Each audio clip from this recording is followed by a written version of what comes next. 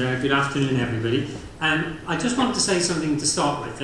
I've spent more of my life working in Wales than anywhere else in the world.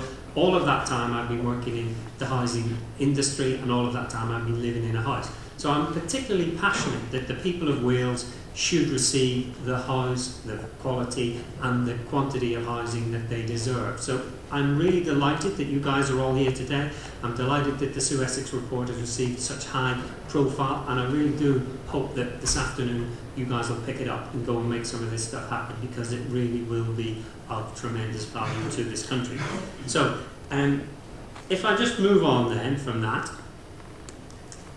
I would like to. Love to. There we go. Right, we go back to this one. This is September last year, and these are the headlines that were around what happened to Northern Rock. And September this year, they're much more fanciful. They talk about hurricanes, and they talk about tsunamis, and this one in particular talks about a zombie market. Nick, when he was talking earlier, talked about one of these pigs with lipstick on it. Not that I can particularly say I've ever seen one of them, but I did see a particularly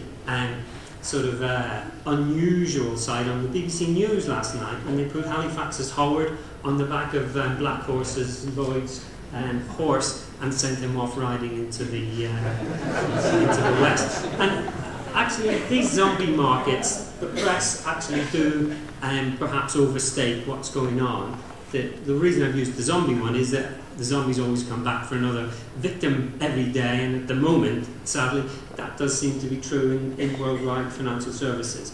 I'm going to spend a little bit of time here, if I could, just explaining how banking works, what's happened in the last 10 years, and actually why the credit crunch, the only one we've ever had in the history of the world, is with us today. So if you follow that slide along the top, you're looking pretty much at what is traditional banking, okay? On the left-hand side, banks and building societies take deposits from personal customers and they lend them on mortgages. Pretty simple model, one that most people understand in traditional building societies. It's kind of got complicated a bit because most lenders need some longer term funding than they can get from savers. So savers funding can come and go quite quickly. So most lenders will want to have some longer term funding, perhaps 2 or 3 year funding, which gives them confidence looking forward that the funding is in place. And that's what we call long term debt, and that's what wholesale funding is. So far, above the dotted line, traditional building society and banking business, it's 200 years old, it's been through lots and lots of recessions, and it's survived them all remarkably well. Okay?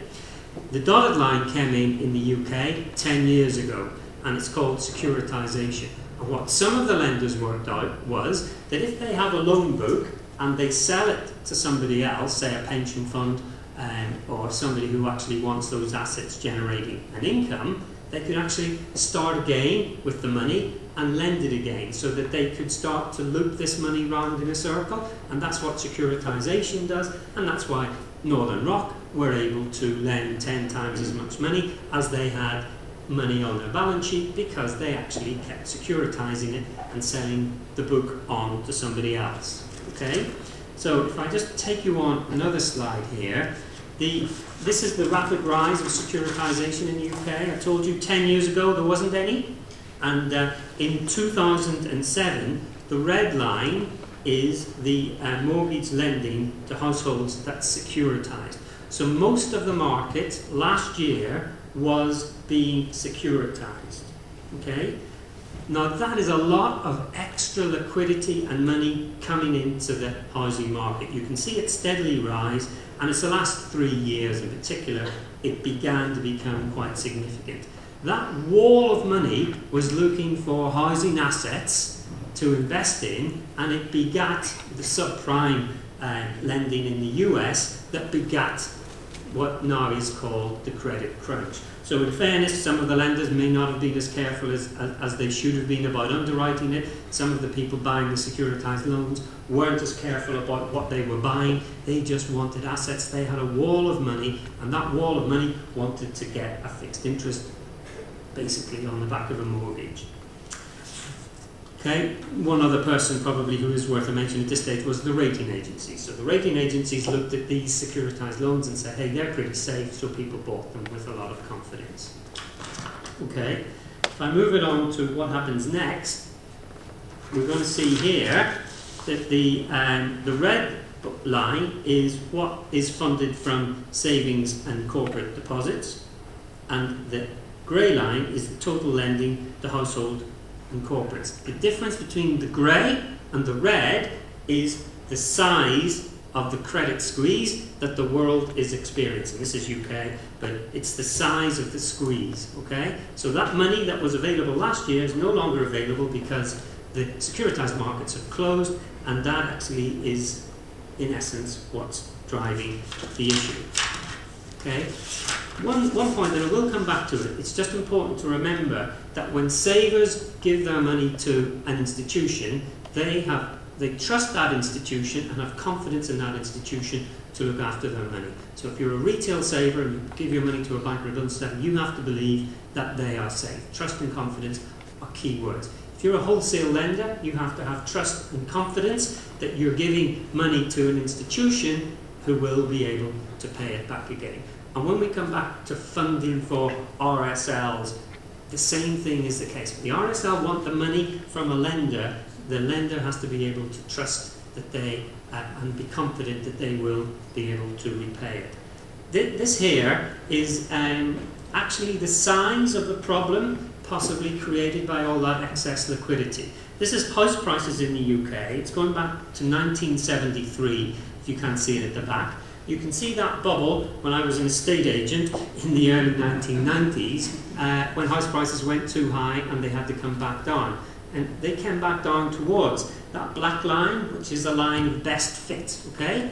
And you can see the last 5 years have begot, UK and Wales, the UK line's higher than the Welsh line, has begot a very high house price increases, which has driven problems into affordability. So the affordability issues that we've been talking about over the last 5 years have been driven by this liquidity, excess liquidity, and that's been the result in terms of house prices.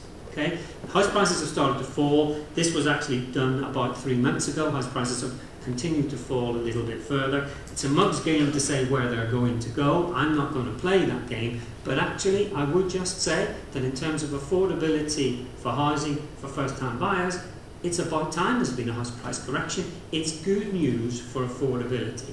That level of increase was unsustainable and something had to give, and it's given. Okay, so house prices needed to slow down and they needed to become more affordable.